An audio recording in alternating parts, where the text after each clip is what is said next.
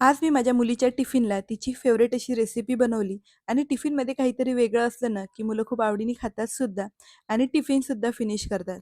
तर त्यासाठी आपण इथे 1 वाटी पोहे भिजवून घ्यायचे आहे. त्यात अर्धी वाटी रवा टाकायचा, पाऊण वाटी दही टाकायचं आणि आपल्याला हे सगळं व्यवस्थित मिक्स करून घ्यायचं आहे आणि हे मिश्रण 10 मिनिटं मुरण्यासाठी आपण साईडला ठेवूया.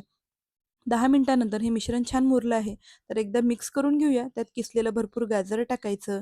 त्यानंतर चवीपुरतं मीठ टाकूया आणि अजिबात पाणी वगैरे न टाकता आपल्याला व्यवस्थित मिक्स करून एक डो तयार करून घ्यायचा आहे. आता यापासून आपण छान रिंग्स बनवूया.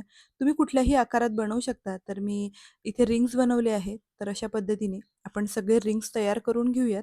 आता हे रिंग्स आपल्याला छान 10 ते 15 मिनिटं स्टीम करून घ्यायचे आहे आणि बघू शकता 10-15 मिनिटानंतर आपले हे रिंग्स छान स्टीम झाले आहे. तर हलकेसे थंडे झाले, की आपण एखाद्या ताटात काढून घ्यायचा.